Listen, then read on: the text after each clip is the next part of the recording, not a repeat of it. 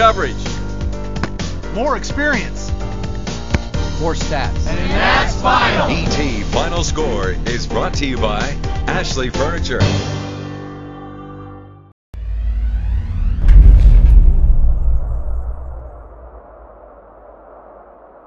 Hello and welcome to the ETFinalScore.com weekend high school football preview show. Hi, I'm Phil Hicks, and today I'll be visiting with some of our experienced Tyler Morning Telegraph reporters on the high school football season. We'll be talking about last week's results and what's ahead for this week. But first, I want to remind you how excited we are to be our partners with CBS 19 and East Texas Radio Group. We're partnering together to bring you the best in high school football coverage. Be sure and check ETFinalScore.com and TylerPaper.com to keep up with your kids and your community. First, I have Harold Wilson here visiting today. He covers John Tyler High School, which is ranked number 1 in Class 4A. First, we want to talk about last week's game against the Lufkin Panthers. First, welcome, Harold. Oh, thanks. How did last week's game against Lufkin reveal about John Tyler?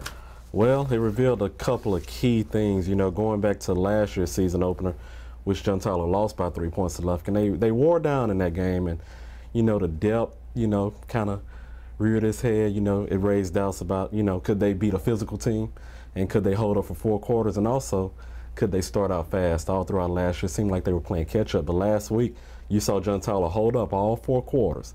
You saw him hold up against a physical football team, and you saw that explosiveness. I mean, just take any simple play and they could go to the house. They scored all 5 touchdowns from 30 yards or more, so they proved they could beat a big 5A team. They proved they could hold up for 4 quarters, and they proved they were one of the more explosive teams in the state. Very good. Does that combination of about this team, does that make John Tyler deserving of the number 1 ranking they received in the AP and Texas Football Magazine poll? Well, you know, a lot of people, myself included, thought they should have started the season number 1. It's interesting. They have a little sign in the field house, and it says, you know, number 1 Denton Geyer, number 2 Cedar Park, number 3 John Tyler. No respect. So they thought they should have been number 1. You know, that was something they were looking at, even though teams downplayed that. They knew that what they were bringing back, 17 returning starters from a state semifinalist, a team that 3 years ago made it to the quarterfinals in 5A, state semifinals last year in 4A, and the year before to the state quarterfinals in 4A. And no other team in 4A right now has that pedigree with Lake Travis now in 5A. So John Tyler at this point right now, it's hard to argue against them being number 1. Very good. Now on to this week. John Tyler plays Lancaster, and I know they're known for their track, yes, girls track yes, and boys track. Yep. But how did the Lions and Lancaster match up this week? Well, just from that, what you spoke of, speed, I mean, it doesn't get any better than this in Class 4. The Lancaster boys, they have been in the girls' shadows, but they won state in track last year too, and some of those guys play for the football team. It's probably the fastest team John Tyler's going to see on the 4A level this year. So knowing that a team can test them, maybe slow down the Fred Rosses and the Reggie Gibson, that's going to be a test within itself. But Lancaster's not just speed. They've got an elusive quarterback. They've got one of the better defensive ends in the state of Texas. But it's hard to think that they've got the whole array of talent that John Tyler has. But it does seem like it's going to be an intriguing matchup. Very good. Now we'll switch to college. Now I know you're a Texas State Bobcat. Yes. How about those Bobcats? This is about as proud as I've been, you know, seeing them step up to the highest level of Division I, beat Houston, a team that last year was a top 10 team in the nation. It's just really sent a lot of excitement around Bobcat country, and hopefully it gets better this week against Tech.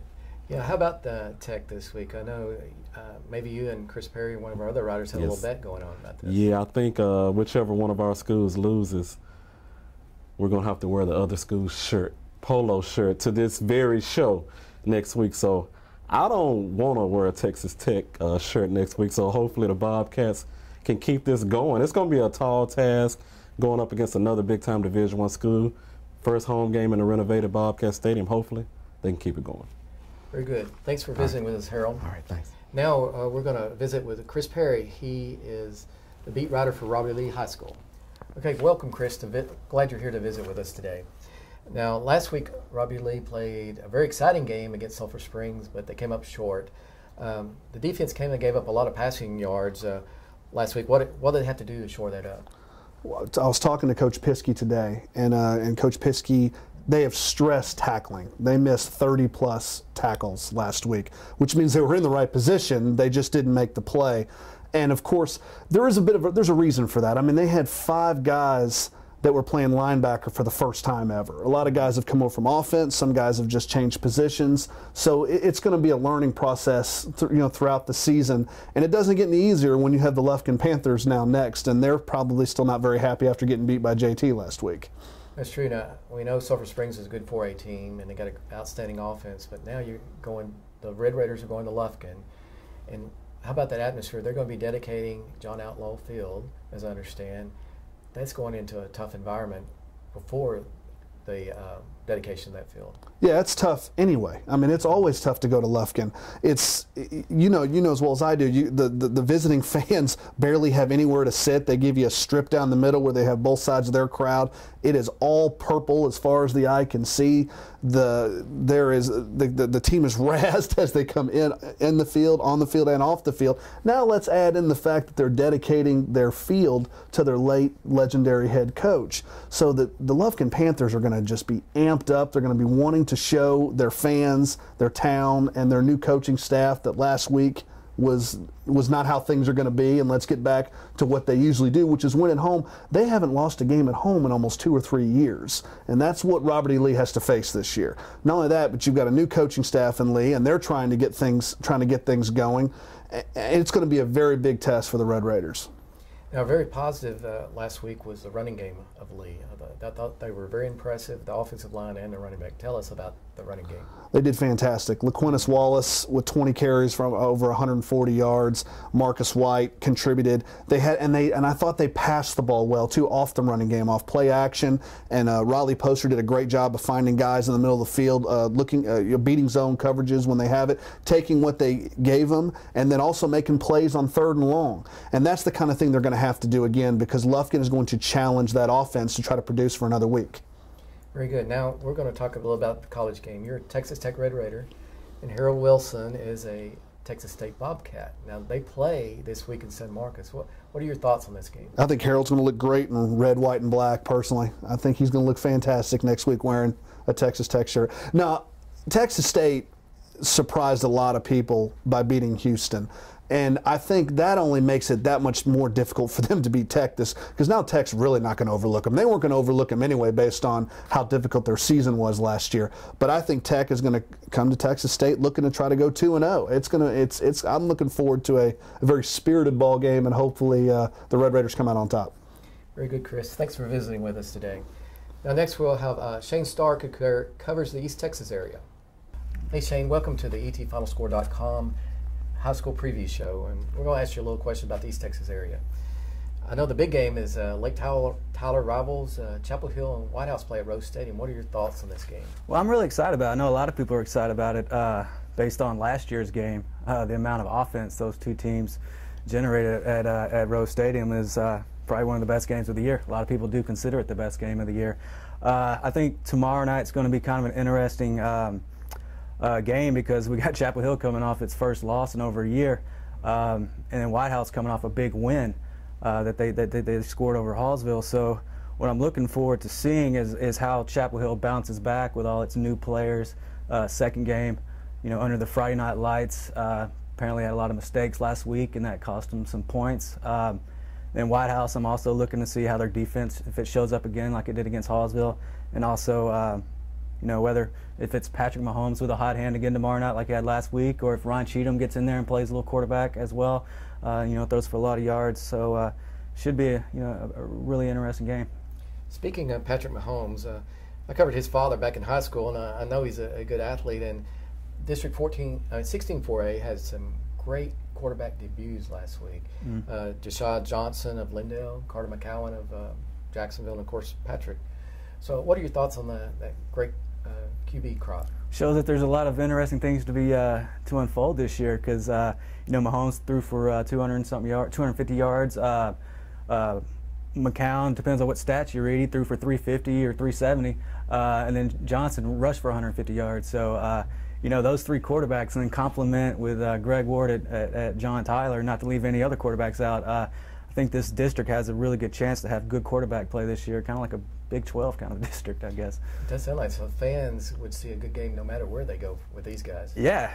I mean, pick your poison. Either you have quarterbacks who can run or quarterbacks who can throw, but they're going to pick up big yards this year.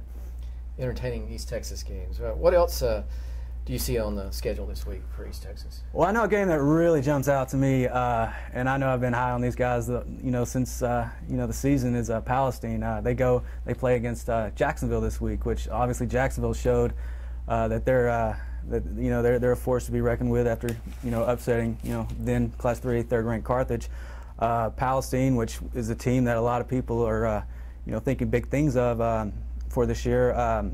They played really hard against the state-ranked Waco La Vega team that they could have beaten, but they did a little risk take there in overtime and lost it by 1 point.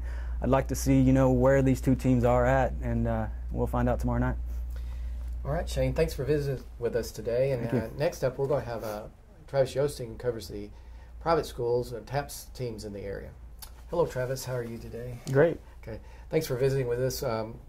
I want to ask you a few things about the TAPS schools this week. Mm-hmm. Which TAPS schools impressed the most over the first weekend? I think definitely it was Brook Hill. Coming off the state championship, they lost 18 seniors.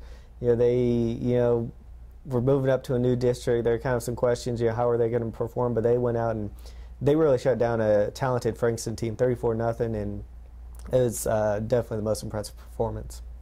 Very good. And now, last week, 2 coaches made their debut in TAPS. How'd that go?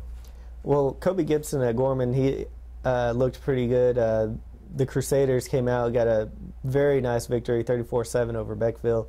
The offense looked much improved. They were less predictable. They spread the ball around and really just looked completely different from last year, and they look like they're going to be a strong unit this year. All Saints, they didn't do quite as well. They had some turnovers that hurt them, but talking to Coach Mike Hall after his first game at All Saints, he said they're fixable mistakes, and they look to continue to improve throughout the year. And then one final question. Now we're getting ready for the second week. What game has you most excited this week? I think it's got to be Grace and Mineola. Those two played a great game last year at Mineola. The Yellow Jackets have a great linebacker, running back in Dak Shaw. He's a TCU commit, and he's going to be got to be a focus for Grace. And the entire just the atmosphere is going to be great because Mineola's always got a good crowd there. And last year they played at the same venue, and it's going to be a great game between those two. Thanks very much, Travis. Be sure and tune in each Friday on the ETFinalScore.com TV show, and we'll recap this week's games and look forward to next week. Thanks a lot.